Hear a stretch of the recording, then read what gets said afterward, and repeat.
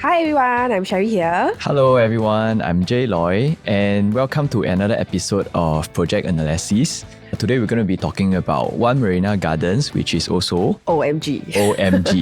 I think many of you have already seen it on social media. I have seen so many information about this project and we are very excited to share with you this newest launch in the Marina area. Right. Why I'm so excited to share this project with you is because it's actually one of the first project that is going to be in a new township. Yeah, so in the area, it's going to be a lot of new residential, commercial spaces and also retail spaces that's going to be built. And OMG is going to be the first project there. So in a way, you will have the first mover advantage and it is going to be the only project that actually has direct access to the Marina South MRT as well. So the other projects that will come next time will not actually enjoy this direct access. So today we want to do it differently. This is the location of OMG. It's right next to the Garden by the Bay and it's actually directly accessed to the MRT station.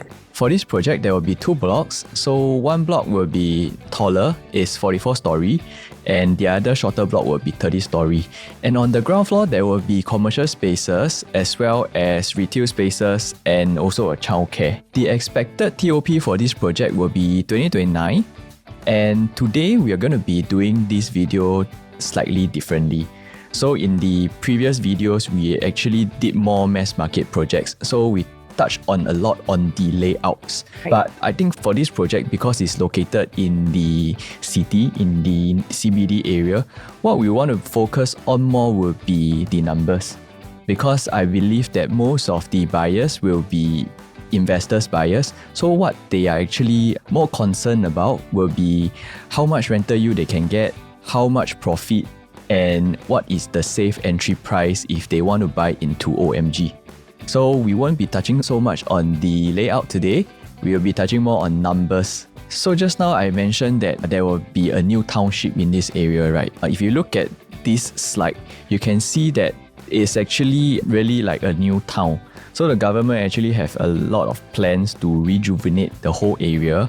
There will be a lot of residential, a lot of new commercial spaces as well within a 10-minute walk. In terms of the project, it will have a lot of potential upside because next time when you want to sell, these are your potential buyers and also your potential tenants, those people working in this area, and you have the first mover advantage as well. So now let's zoom into this. The Marina South area, whereby OMG sits, is the key focus under URA long-term plan. What's the goal? To transfer it into a vibrant, mixed-use district with luxury homes, grade A office, retail, lifestyle, and even waterfront access. So we have already mentioned so many good things about this project, right? So we want to be fair as well. I have a lot of clients also very concerned.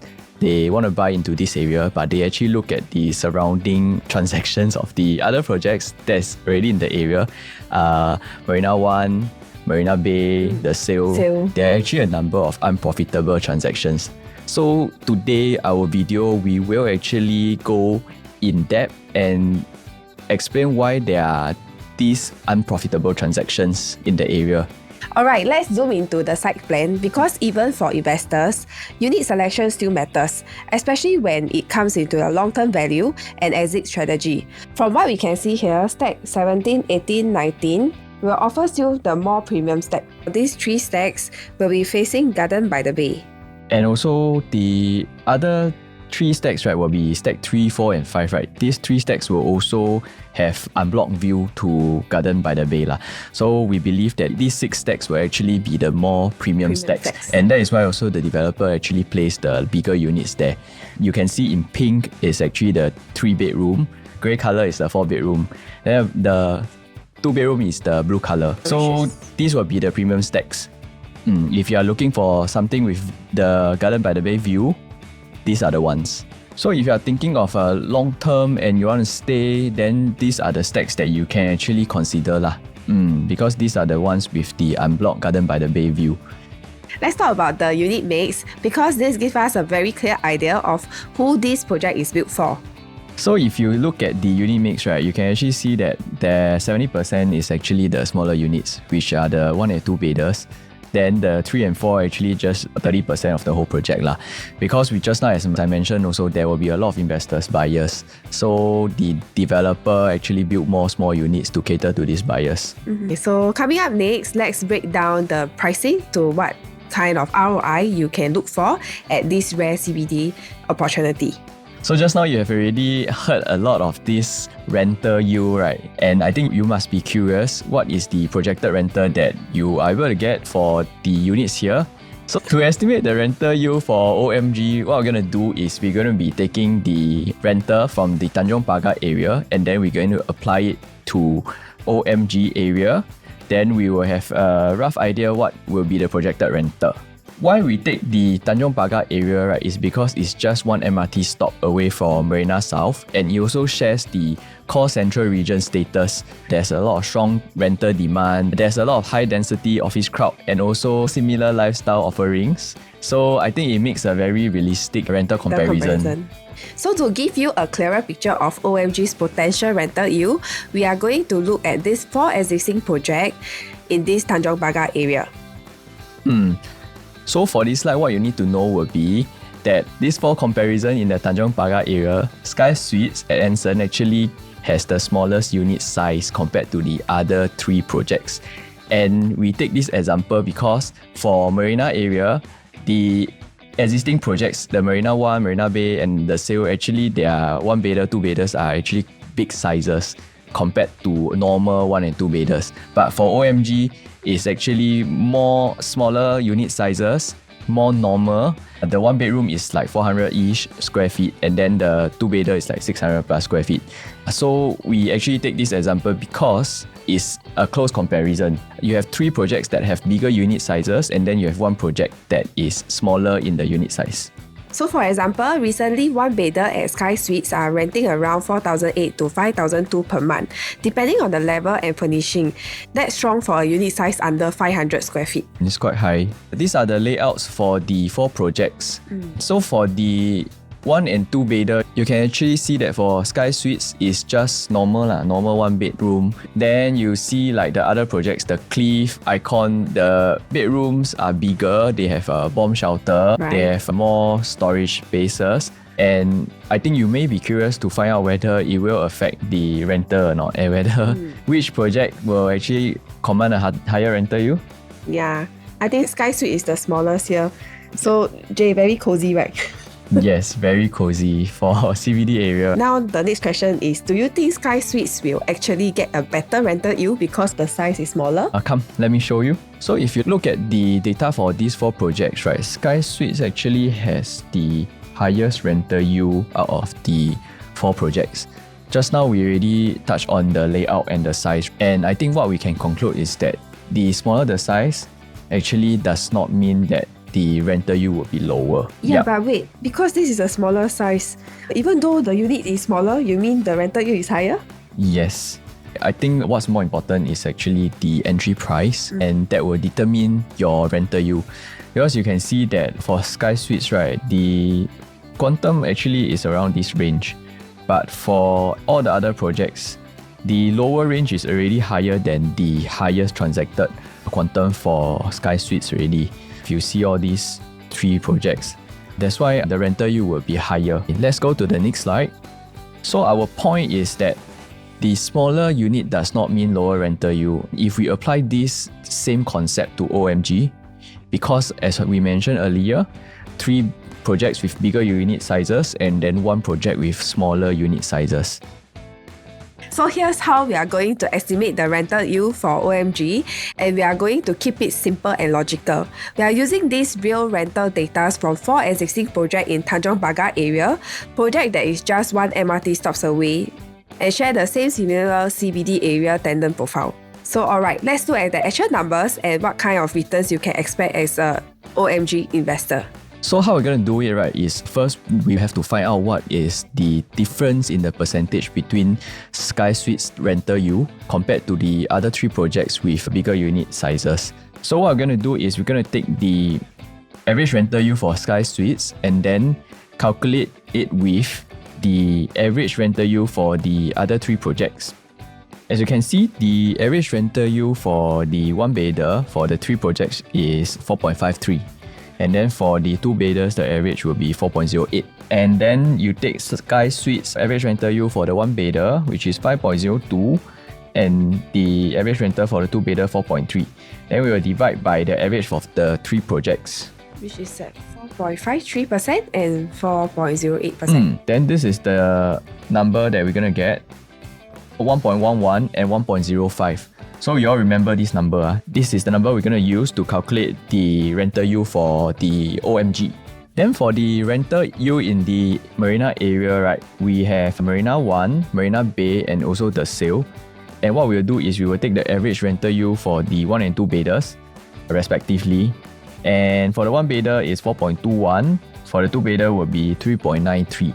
Just now we have already gotten a difference in the rental yield for the smaller unit size, which is in Sky Suites, compared to the other 3 projects. Just now the number is 1.11 and 1.05. If we take this average rental yield in the Marina area currently, multiply by these 2 figures, we will get this 4.67 rental yield for the 1-bedder and also 4.13 rental yield for the 2-bedders. And this will be the rental yield that we project for OMG. Of course, these numbers is just a projection. We do believe that it will be higher because of it being a newer project as well, and it's direct access to the MRT, and also some of the units actually do have the Garden by the Bay view. So since we have already covered the rental yield, now we will see why the price of the projects in the area drop. Let's talk about why there are a few unprofitable transactions in Marina area, and it comes down to the rental yield versus purchase price. Let me explain. We have taken this example, which is Marina 1 residence. This is the one, and when the buyer actually purchased this unit, it was at 1.73 million.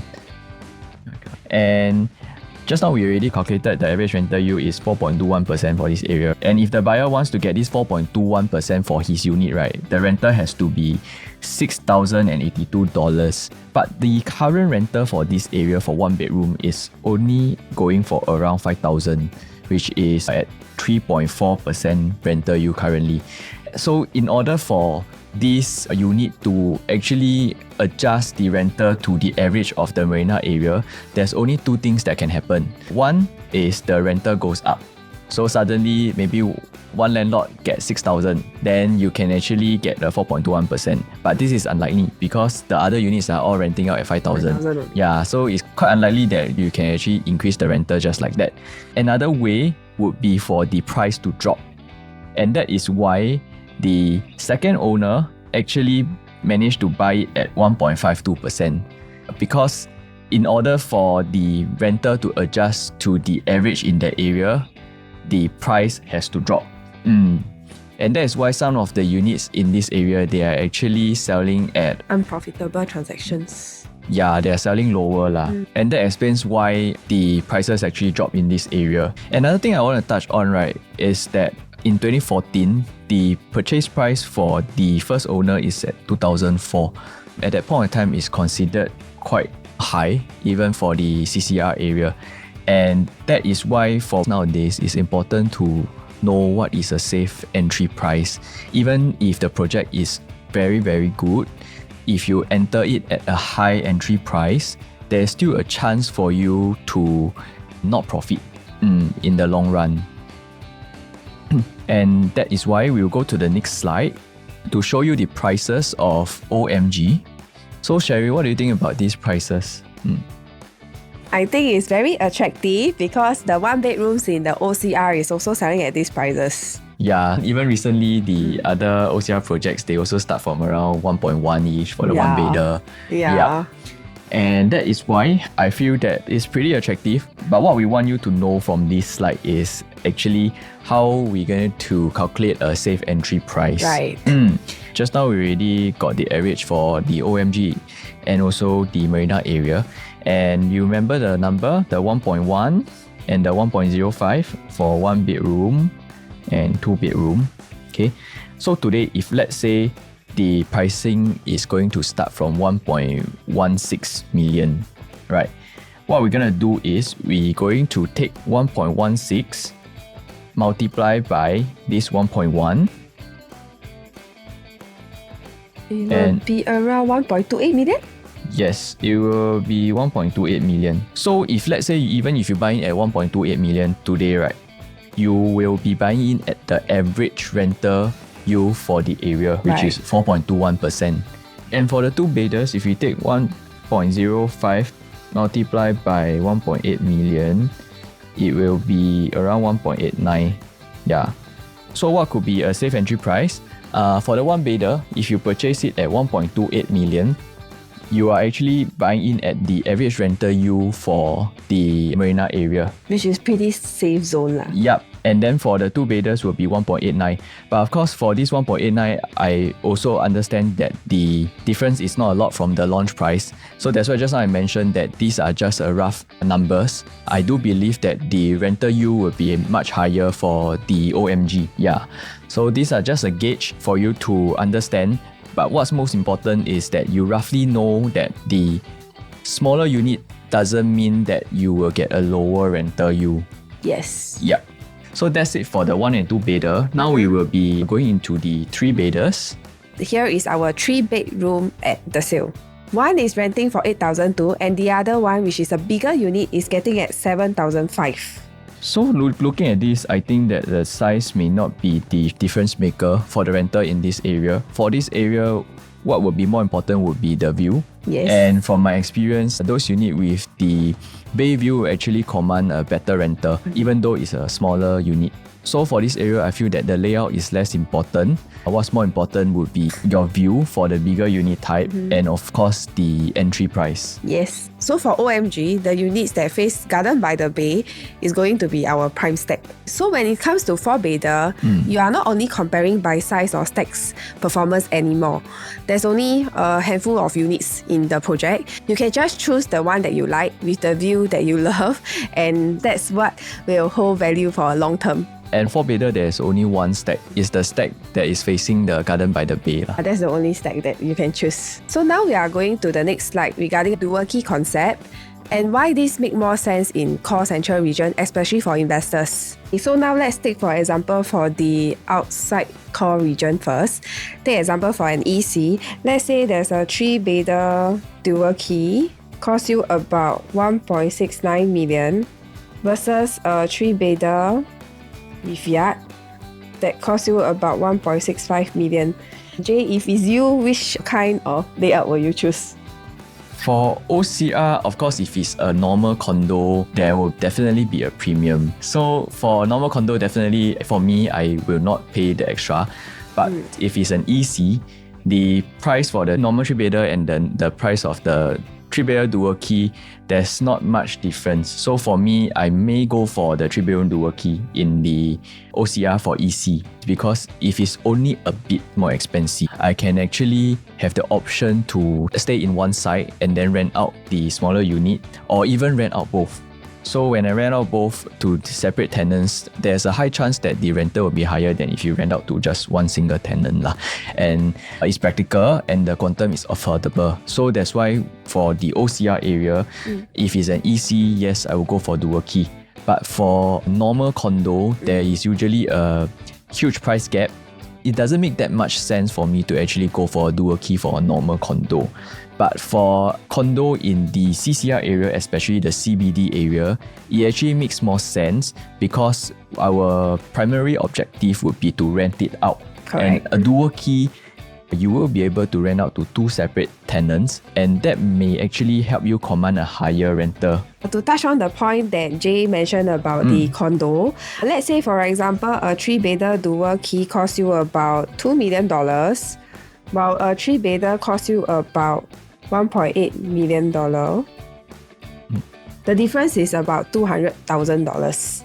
So at this point of time, many people will go for the regular layout instead of the dual key layout, especially if it's for their own stay. In our CCR area, dual key give you way more flexibility. You can live at one side, another side you actually can rent it out, or you can just rent both to separate tenants for maximum rental. And we will just briefly touch on the layout here, and let's dive into the 1-bedder. So for this one bedder, we actually have 8 different layouts. All are roughly the same. So technically, I think you can just go into the price point lah. Yeah.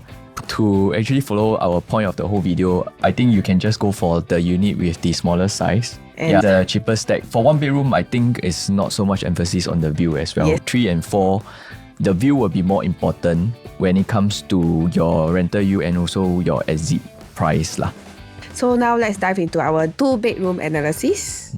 So for this 2-bedder, right, we actually have 13 different kind of layouts. 13, you know. Yeah. That's a lot for our options lah. If it's in our OCR area, we will be spending a lot of time to actually check which layout is more suitable, such as the tuck-in kitchen, and whether is it open concept or where the dining table goes. Yeah, but let's be honest, in the CCR, I think especially for this area, it's not so important, and most of the buyers are actually investors. Of course, if you have a tuck-in kitchen, it will be good, it's a bonus. But if the price is a lot higher, then there's no point. Yeah. And that's why for anyone out there looking to buy a 2-bedroom, I think you can just go for something that is the lowest price point, and that will actually help you command a higher rental yield. So don't overthink on the small layout details lah. Just ask yourself which one gets rented out faster and at a better yield. That will be your question, and that will be how you're going to choose a unit. Yes. Earlier on, when we touched about the rental yield, we saw some layouts that have a bomb shelter as well. But if you can see, the bomb shelter doesn't really get higher rental yield. So I feel that if you are looking at rental yield wise, right, maybe the home shelter doesn't make sense for you to go ahead. But of course, if it's for own stay, then choose the one that you actually like. So now let's head into our 3-bedroom analysis. Okay, so for the 3 bedrooms, there are a few different sizes. But just now, we already touched on that the smaller unit size actually command a higher rental, not the yield. Even the absolute rental is also higher. That's because certain units actually face the bay. Yes. They have the water view. With that said, to follow what we mentioned earlier, you should go for the 904 square feet unit, right? But for this case, the 904 square feet unit actually is facing the garden by the bay view. So definitely there will be a premium one. So our choice would be the 980 square feet unit or the 969 dual key unit. Because the 904 will be the one with the premium facing, definitely there will be a premium in the price lah. So the next smallest one would be 969, but 969 is also a dual key unit. We are not sure whether the developer will put a higher price for the dual key. If the difference between the 969 dual key unit and the 980 square feet unit is not a lot, I will go for the dual key. But if it's substantial, then I will likely go for the 980 square feet, a typical 3-bedroom layout. So our top choices would be the 3-bedroom dual key or the 980 square feet unit, because unit sizes don't play such a crucial and big part in your rental yield. Okay, so now let's go to our 4-bedroom. So this is the only stacks of the 4-bedroom we have, which is 1647 square feet. And like we mentioned earlier, if you are looking for own stay, you actually can just go ahead with this 4-bedroom. And you got nothing to choose also. It's only one stack. If you want the garden by the bay view, you want very nice view, then you can go higher floor lah. Yes, but right. You must also be prepared to pay a premium lor. So next, we want to actually summarize the entire video. Something is very important here, which is the price strategy. Because when you buy at launch, it's not just buying what you like, it's also what really makes sense. So how does actually Kingsford price their units? We will actually see their pricing strategy from the previous project, which is Chuan Park. So Kingsford actually have 3 different ways of pricing strategy, and maybe Sherry, you can explain. Okay, so now we want to apply the strategy to OMG. For step 1, we will check from stack 3, 5, 8 and see what is the price jump on the 3rd floor. If yes, we will override those that is looking for better value, slightly higher or lower. Because Kingsford first strategy is they load the premium on the 2nd and 3rd level. So after 3rd level, they actually price it higher. Then the second price strategy is they will load the facing. So we will compare 2-bedder with the bay view versus the non-bay view facing to identify where the premium is loaded at, whether is it worth paying it for lah. So for step 3, we also factor into Kingsford pricing behavior. Historically, they actually increased price by 0.25% to about 0.3% per floor. So we will calculate the optimal floor range before the price jump too much. For this project, we are not going to chase the highest floor or the nicest unit. We are here to find the smart entry price where it will make most sense for your money. And if you are not sure how to read the chart, don't worry, just reach out to us. We will actually help you to identify which stacks and floors to avoid and where the value is. Of course, a safe entry price equals to a better exit. So don't just buy, you must also buy smart lah. Also, we are going to stop here now. Once again, I'm Sherry here. And I'm Jay Loy. So we are looking forward to see you in the show flat. If you have any questions, you can feel free to reach out to us lah, and we will be happy to guide you through. And thank you for watching. Till then, stay sharp, invest smart, and we'll see you soon. Yup. Bye-bye. Bye.